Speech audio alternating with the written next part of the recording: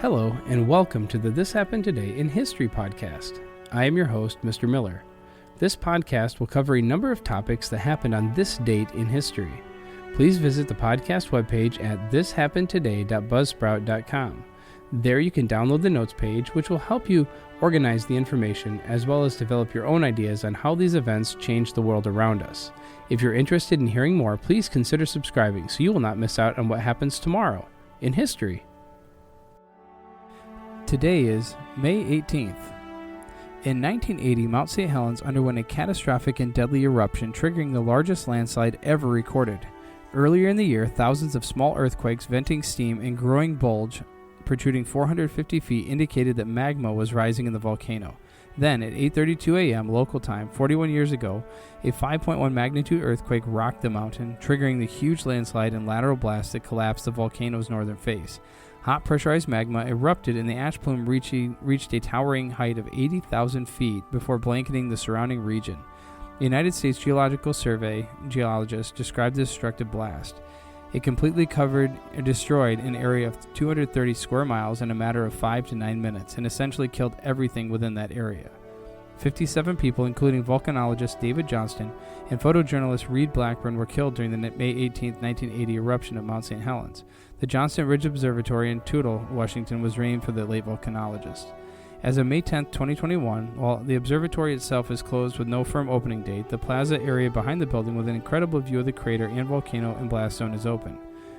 The dense forest that covered the slopes of the volcano was reduced to ash inside an area known as the inner blast zone, which extended to about 6.2 miles or 10 kilometers from the summit.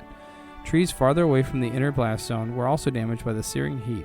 The total extent of the devastated forested area is known as the blowdown zone. Over the past decades, this area has slowly rebounded with life. Mud flows, also known as lahars, carrying debris from volcanic eruptions, formed rapidly from the melting ice and snow on Mount St. Helens flanks. The massive lahars created in 1980 eruption damaged homes, roads, and bridges in nearby communities. Mount St. Helens stands today at an 8,363-foot high stratovolcano located in Skamania County, Washington, some 1,300 feet shorter than before its 1980 eruption. It is the most active volcano in the Cascade Ridge, which runs along the northwest coast of North America. The Cascade Ridge is part of the Pacific Ring of Fire. Mount St. Helens is still considered one of the most dangerous volcanoes in the United States. Since 1980, Mount St. Helens has continued to experience periodic earthquakes and volcanic eruptions, but not to the same extent of that seen in 1980. The Cascades Volcano Observatory continually monitors activity at Mount St. Helens. On the morning of May 18, 1974, a nuclear device was detonated in the Rajasthan desert near Pokhran, India. This event came as a shock to the entire world. Work on a nuclear fission device had been authorized by Indian Prime Minister Indira Gandhi on September 7, 1972. A small team of about 75 scientists and engineers at the Bhabha Atomic Research Center, the BARC, began the process of designing and developing an atomic bomb. The head of the development team was Raja Maramana. The plutonium for the device was extracted from the CIRRUS, the Canada-India Reactor U.S. research reactor, a 40-megawatt reactor supplied by Canada that began operating in 1960. The device's design was similar to the implosion design used on the Fat Man bomb, but the Indian design was simpler and less sophisticated than the American system.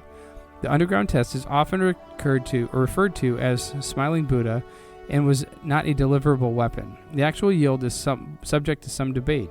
The official yield was set at 12 kilotons, although it more likely than the yield was lower, around 8 kilotons. The Indian government referred to the test as peaceful nuclear explosion geared toward exploring such things as enhanced mining techniques, the stimulation of oil reservoirs to increase both production rate and ultimate recovery of oil, and to conduct other feats on large-scale underground nuclear engineering.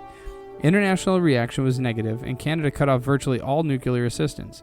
The United States was restricted such collaborations and successfully persuaded India not to carry out further nuclear tests at that time. India continued its research and development on nuclear weapons, most out of sight of the public. Pakistan, India's longtime rival, accelerated its nuclear program in response. And on Tuesday, May 18, 2011, a retired prison guard ate his 25,000th Big Mac 39 years to the day after eating his first 9. Don Gorski was honored after reaching the meaty milestone during a ceremony at a McDonald's in his hometown of Fond du Lac, Wisconsin. Surely McDonald's most loyal customer, Guinness World Records recognized Gorski's feat 3 years and 2,000 Big Macs ago, and the 57-year-old says he has no desire to stop. I plan on eating Big Macs until I die, he said. I have no intentions of changing. It's still my favorite food. Nothing has changed in 39 years. I look forward to it every day. The sign beneath the Golden Arches Tuesday read, "Congrats, Don Gorski, 25,000 Big Macs."